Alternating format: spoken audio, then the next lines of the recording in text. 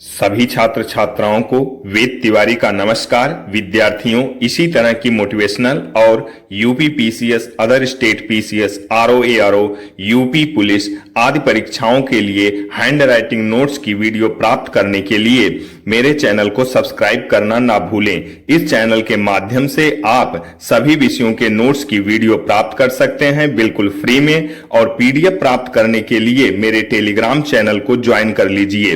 Video में नीचे link दी गई है। जय हिंद, जय भारत, वंदे मातरम, सत्यमेव जयते।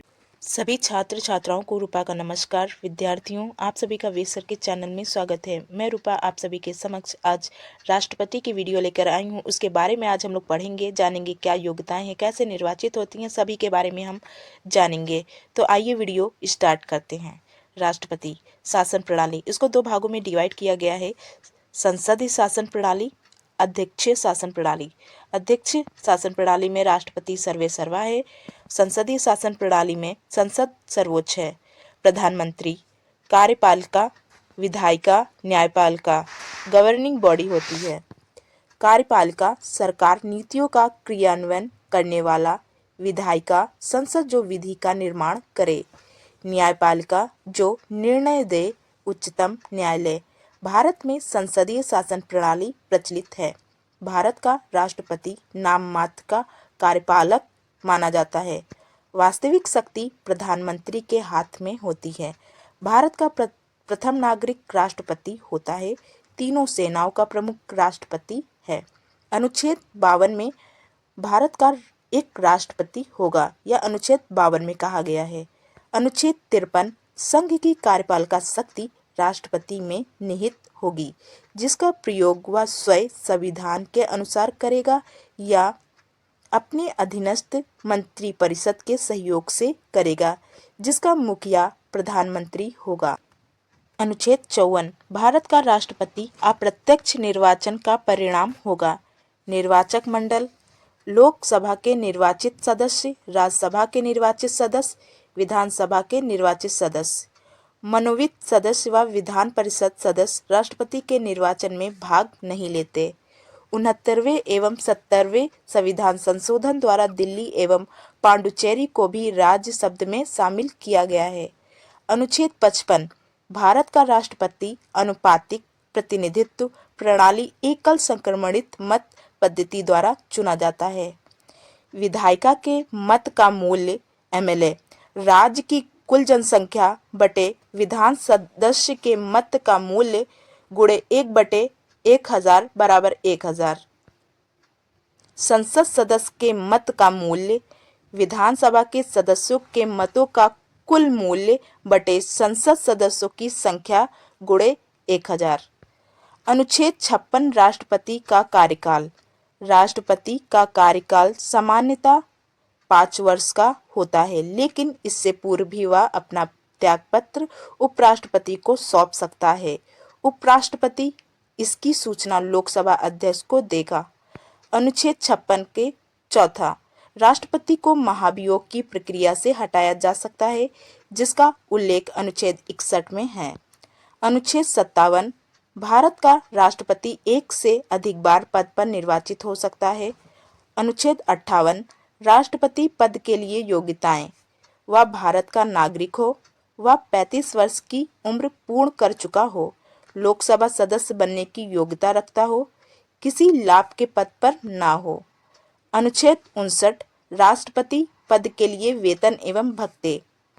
राष्ट्रपति, उपराष्ट्रपति, राज्यपाल, उच्चतम न्यायालय न्यायाधीश का मुख्य न्यायाधीश, उच्चतम न्यायालय के अन्य न्यायाधीश, मुख्य न्यायाधीश, उच्च न्यायालय के अन्य न्यायाधीश, ये सभी के वेतन है। ये आप लोगों को करंट के हिसाब से पढ़ना होगा, इसलिए मैं इससे नहीं बता रही हूँ।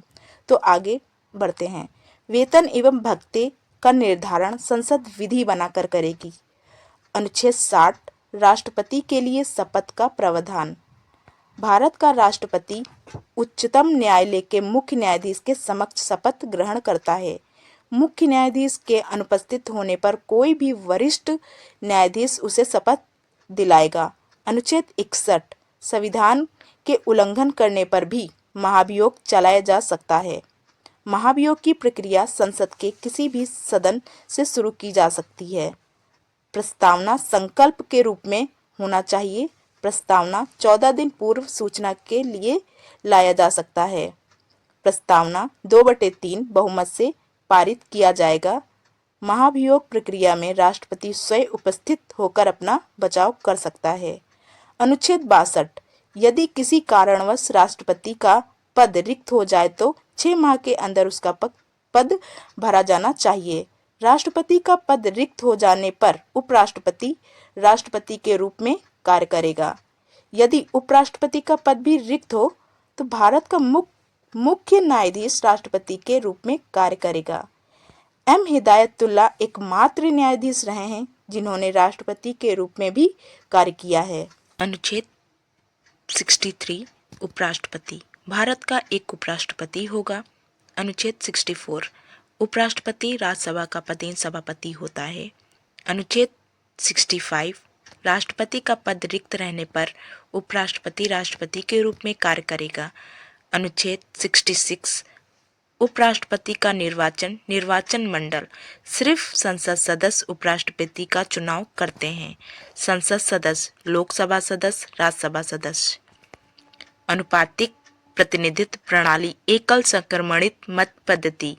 अनुच्छेद 66 का उपराष्ट्रपति के लिए योग्यताएं, वह भारत का नागरिक हो, वह 35 वर्ष की उम्र पूर्ण कर चुका हो, राज्यसभा का सदस्य बनने की योग्यता रखता हो, लाभ के पद पर न हो। अनुच्छेद 67, कार्यकाल 5 वर्ष। उपराष्ट्रपति अपना त्यागपत्र राष्ट्रपति को सौंपेगा। लोकसभा के साधारण बहुमत से ही हटाया जा सकता है। उपराष्ट्रपति के हटाने की प्रक्रिया राज्यसभा से शुरू की जा सकती है। अनुच्छेद 68, उपराष्ट्रपति का पद रिक्त होने पर 6 माह में भरा जा सकता है। अनुच्छेद 69, उपराष्ट्रपति के लिए शपथ का प्रावधान। अनुच्छेद 70, अन्य आकस्मिकताओं के चलते उपराष्ट्रपति राष्ट्रपति के रूप में कार्य करेगा। अनुच्छेद 71, राष्ट्रपति एवं उपराष्ट्रपति के निर्वाचन से संबंधित कोई भी विवाद होने पर इसका निर्णय उच्चतम न्यायालय करेगा। अनुच्छेद 72, राष्ट्रपति के क्षमादान करने की शक्ति। राष्ट्रपति किसी भी सजा पाए व्यक्ति की सजा को कम कर सकता है, उसकी प्रकृति बदल सकता है, यहाँ तक कि उसकी मृत्यु दंड को भी माफ कर सकता है। अनुच्छेद 73, राष्ट्रपति की कार्यपालिका शक्ति का विस्तार। नियुक्ति करने का अधिकार। उच्चतम न्यायालय के न्यायाधीश की नियुक्ति, मुख्य न्यायाधीश के परामर्श पर अन्य न्यायाधीशों की नियुक्ति। प्रधानमंत्री का मनोनयन, नियंत्रक एवं महालेख परीक्षण की नियुक्ति, CAG। महान्यायवादी की नियुक्ति। लोक सेवा आयोग के सदस्यों की नियुक्ति। अनुच्छेद 74, राष्ट्रपति के परामर्श हेतु एक मंत्रिपरिषद होगी। अनुच्छेद 75 खंड A, प्रधानमंत्री मंत्रिपरिषद का प्रमुख होगा। लोकसभा के बहुमत दल के नेता को राष्ट्रपति प्रधानमंत्री मनोनीत करेगा। प्रधानमंत्री का मनोनयन राष्ट्रपति द्वारा होगा। खंड सेकंड, मंत्रीगण राष्ट्रपति के प्रसाद पर्यंत अपना पद धारण करेगा। खंड थर्ड, मंत्रिपरिषद लोकसभा निम्न सदन के प्रति उत्तरदायी होती है। यदि सरकार लोकसभा में विश्वास मत खो देती है तो उसे नैतिकता के आधार पर त्यागपत्र दे देना चाहिए। खंड चौथा, मंत्रीगण के लिए शपथ का प्रावधान। खंड पांचवा, किसी भी व्यक्ति को 6 माह के लिए बनाया जा सकता है। खंड छठा, मंत्रियों के लिए वेतन एवं भत्तों का प्रावधान। अनुच्छेद 76, भारत का एक महान्यायवादी होगा। भारत सरकार का विधि परामर्शदाता का प्रथम विधि अधिकारी महान्यायवादी। महान्यायवादी देश के किसी भी न्यायालय में सुनवाई कर सकता है। महान्यायवादी संसद का सदस्य न होते हुए भी संसदीय कार्यवाही में भाग ले सकता है, परंतु मतदान नहीं कर सकता। अनुच्छेद 77, भारत के समस्त कार्य राष्ट्रपति के नाम से किए जा सकते हैं। अनुच्छेद 78, संघ की कार्यपालिका शक्ति का प्रयोग करने में राष्ट्रपति प्रधानमंत्री से परामर्श ले सकता है। राष्ट्रपति की आपातकालीन शक्तियां 3 में हैं। अनुच्छेद 352, 356, 360, अनुच्छेद 352 राष्ट्रीय आपात युद्ध बाह्य आक्रमण एवं सशस्त्र सैनिक विद्रोह होने पर राष्ट्रपति आपातकाल की घोषणा मंत्रिमंडल के परामर्श से कर सकेगा। अब तक 3 बार राष्ट्रपति आपात की घोषणा की गई है, 2 बार पाकिस्तान युद्ध के समय, 1 बार चीन के युद्ध के समय।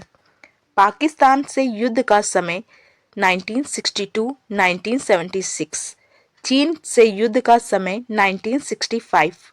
आपातकाल स्थिति में समस्त अधिकार एवं शक्ति राष्ट्रपति एवं संसद में निहित हो जाती हैं। राज्य सरकारें भंग कर दी जाती हैं। राज्य सूची के विषय पर भी कानून बनाने का अधिकार संसद को प्राप्त हो जाता है। समस्त मूल अधिकार स्वतः निलंबित हो जाते हैं। अनुच्छेद 20-21 किसी भी दशा में निलंबित नहीं होता। अनुच्छेद 356 राष्ट्रपति शासन राज्यों में संवैधानिक तंत्र विफल होने पर राज्यपाल राष्ट्रपति शासन की अनुशंसा करता है। राज्यपाल की अनुशंसा पर ही राष्ट्रपति शासन लागू किया जाता है। अनुच्छेद 360 वित्तीय आपात का उपबंध भारत में अब तक एक भी बार वित्तीय आपातकाल की घोषणा नहीं की गई है।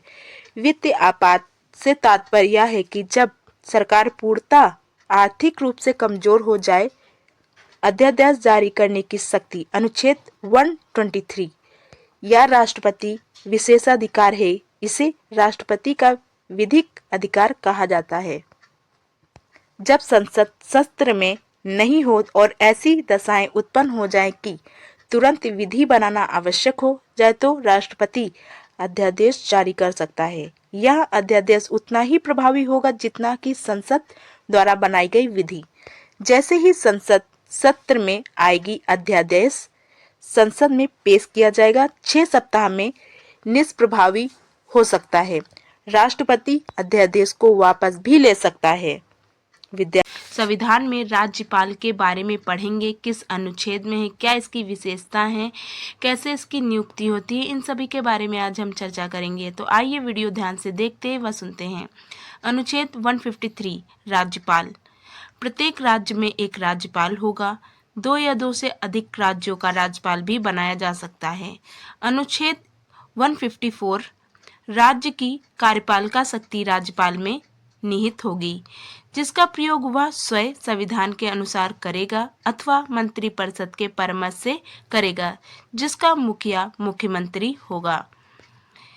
महत्वपूर्ण अधिकारियों का मासिक वेतन है। ये आप लोगों को करंट के हिसाब से पढ़ना होगा, तो आप लोग इसको देख लीजिएगा। अनुच्छेद 155 राज्यपाल केंद्र सरकार व राज्य के मध्य एक एजेंट के रूप में कार्य करेगा।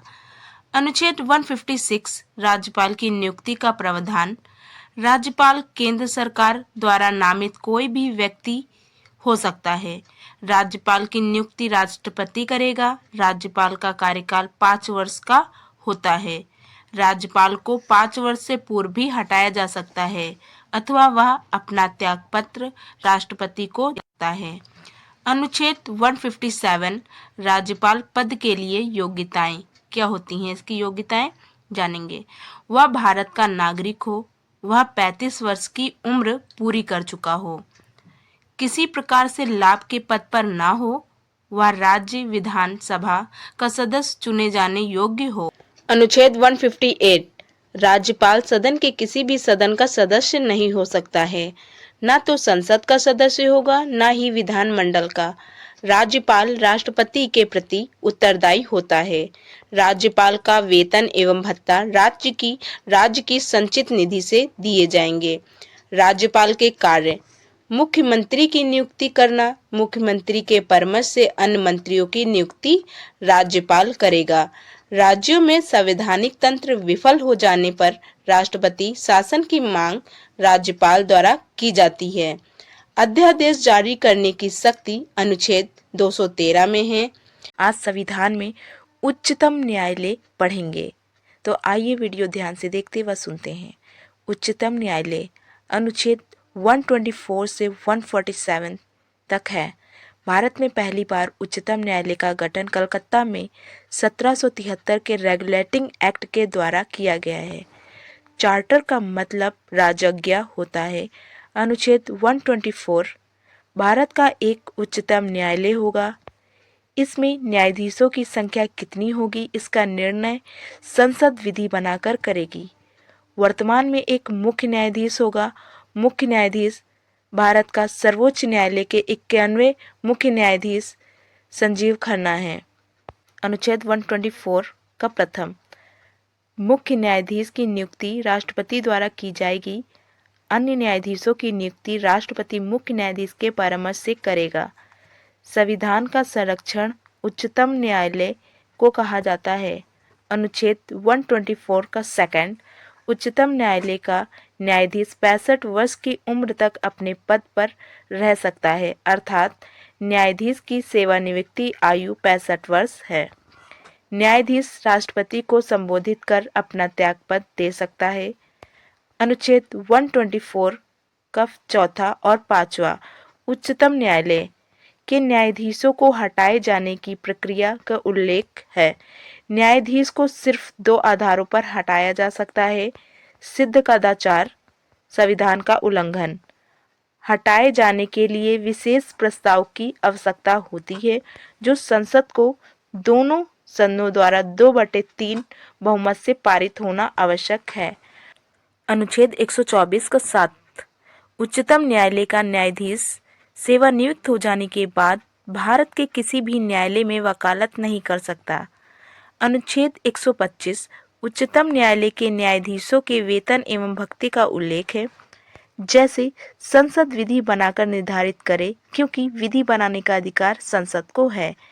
अनुच्छेद 126 कार्यवाहक न्यायाधीश, यदि मुख्य न्यायाधीश के पद किसी कारण से रिक्त हो तो राष्ट्रपति किसी भी वरिष्ठतम न्यायाधीश को कार्यवाहक न्यायाधीश मनोनीत कर सकता है।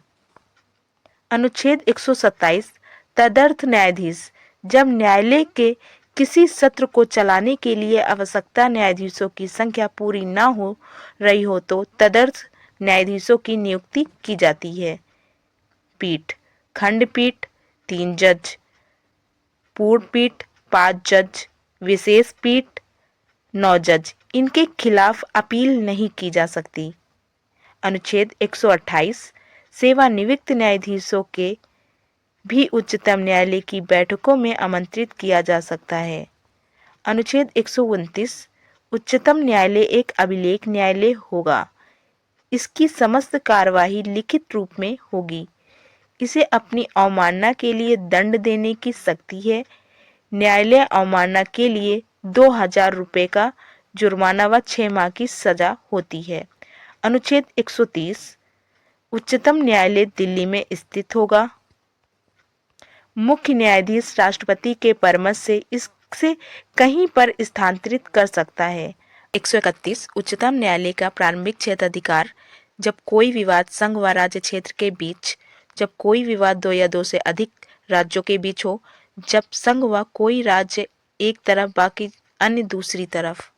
प्रारंभिक क्षेत्राधिकार में न्यायालय से उन्हीं मामलों की सुनवाई करता है जिसमें विधि का कोई सारवान प्रश्न अंतर्गत हो। अनुच्छेद 132 अपीलीय अधिकारिता, भारत का उच्चतम न्यायालय एक अपीलीय न्यायालय भी है। देश के किसी भी न्यायालय द्वारा दिए निर्णय, डिक्री, स्टेट या आदेश के विरुद्ध उच्चतम न्यायालय में अपील की जा सकती है। अपील 4 मामलों से संबंधित होगी। संवैधानिक मामलों में अनुच्छेद 132 खंड का, सिविल मामलों में अनुच्छेद 133, दंडिक मामले में अनुच्छेद 134, विशेष इजाजत से अपील अनुच्छेद 135, 136। संवैधानिक मामलों में अपील अनुच्छेद 132 खंड का, संवैधानिक मामलों में अपील तभी हो सकेगी जब मामलों में कोई विधि का सारवान प्रश्न अंतर्गत हो और जिस पर उच्चतम न्यायालय का कोई सीधा निर्णय नहीं आया अथवा न्यायाधीशों में भी मतभेद रहा हो। सारवान का मतलब जिसका कोई अर्थ या मतलब निकलता हो। अनुच्छेद 133 सिविल मामलों में अपील, सिविल मामले में अपील तभी की जा सकती है जब उच्चतम न्यायालय की नज़र में मामला लोक महत्व का है और उस पर उच्चतम न्यायालय से ही निर्वाचन करना आवश्यक है। दंडिक मामलों में अपील अनुच्छेद 134। दंडिक मामले में अपील तभी की जा सकती है जब किसी व्यक्ति को दोष मुक्त निर्णय के बदले उच्च न्यायालय द्वारा मृत्यु दंड दे दिया जाता है। जब उच्च न्यायालय ने स्वयं मामले को अपने पास मंगाकर मृत्यु दंड दे दिया हो। अनुच्छेद 134 खंड का संसद उच्चतम न्यायालय की आधिकारिकता को बढ़ा सकती है। अनुच्छेद 135 साधारण अपील। अनुच्छेद 136 विशेष इजाजत से अपील। अनुच्छेद 136 विशेष इजाजत से अपील की शक्ति देता है।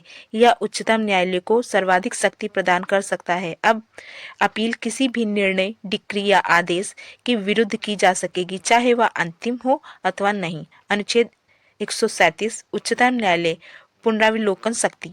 उच्चतम न्यायालय अपने ही निर्णय की पुनः जांच कर सकता है। अनुच्छेद 138 संसद उच्चतम न्यायालय के अधिकार क्षेत्र में वृद्धि कर सकती है। अनुच्छेद 139 अन्य मामलों में रिट। अनुच्छेद 140 उच्चतम न्यायालय की अनुसांगिक शक्तियां। अनुच्छेद 141 उच्चतम न्यायालय की विधियां सब पर बाध्यकारी होंगी। अनुच्छेद 142 उच्चतम न्यायालय कोई भी विधि बना सकती है। अनुच्छेद 143 राष्ट्रपति को उच्चतम न्यायालय से विधि परामर्श अधिकारिकता। जब कभी राष्ट्रपति को अति महत्वपूर्ण मामलों में उच्चतम न्यायालय परामर्श लेने की आवश्यकता महसूस होती है, वह परामर्श ले सकता है, परंतु उच्चतम न्यायालय परामर्श देने के लिए बाध्य नहीं है। अनुच्छेद 144 उच्चतम न्यायालय निर्णय अधीनस्थ न्यायालयों पर बाध्यकारी होगी। अनुच्छेद 145 उच्चतम न्यायालय न्यायालय हेतु विधि बना सकता है। आज संविधान में उच्च न्यायालय और जिला न्यायाधीश के बारे में आज हम लोग पढ़ेंगे। क्या इसकी विशेषताएं हैं, किस अनुच्छेद में है, इन सभी के बारे में आज हम लोग पढ़ेंगे। तो आइए वीडियो ध्यान से देखते व सुनते हैं।